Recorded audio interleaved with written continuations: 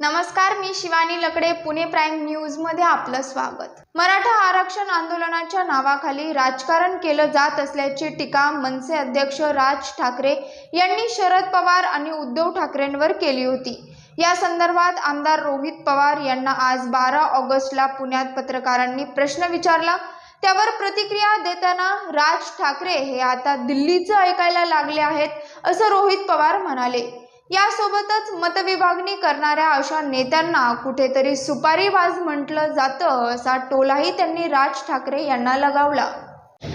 दिल्लीतून आदेश आले, गुजरातवरनं आदेश आले आणि दुर्दैव असं आहे की राज ठाकरे साहेबांचा मी फॅन होतो, पण आता दिल्लीचे आदेश ते ऐकायला लागलेले आहेत.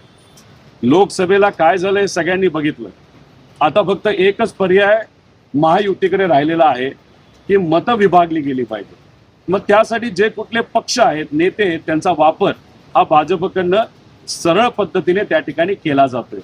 आणि दुर्दैव असं की राज ठाकरे साहेब हे आता दिल्लीचं ऐकायला लागलेले आहेत.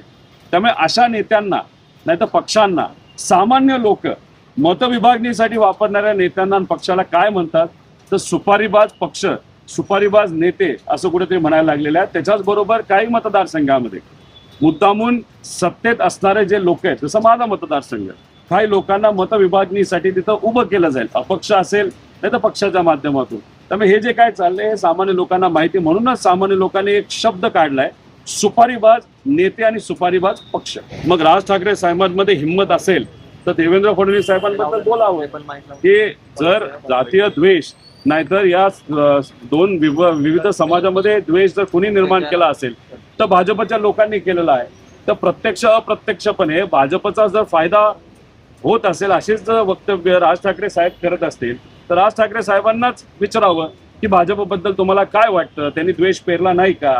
गुजरातची गुलामीगिरी या भाजपच्या नेत्यांनी केली नाही का? महाराष्ट्राचे प्रोजेक्ट हे तिथं गुजरातमध्ये कोणी नेले? भाजपने नेले. मग राज ठाकरे साहेबांना मला अजून एक विचारायचं आहे, गेल्या लोकसभेला तुम्ही का मोदी साहेबांच्या विरोधात बोलत होता, का बीजेपीच्या विरोधात बोलत होता, मग का त्यावेळेस बोलत होता की इथल्या युवांना हाताला काम मिळत नाही? आता तरी कुठं काम मिळालेलं आहे? उलट बेरोजगारी मोठ्या प्रमाणात वाढलेली आहे.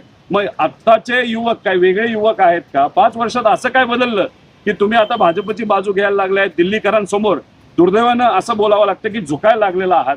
त्यामुळे हे जे काय आहे आता लोकांना तिथं माहिती आहे. त्यामुळे तुम्ही कोणाची बाजू घेता याच्यापेक्षा लोकच निर्णय घेणार आहे कोणाला बाजूला खड्यासारखं काढायचं आणि कोणाला निवडून द्यायचं. पाहत रहा पुणे प्राइम न्यूज. धन्यवाद.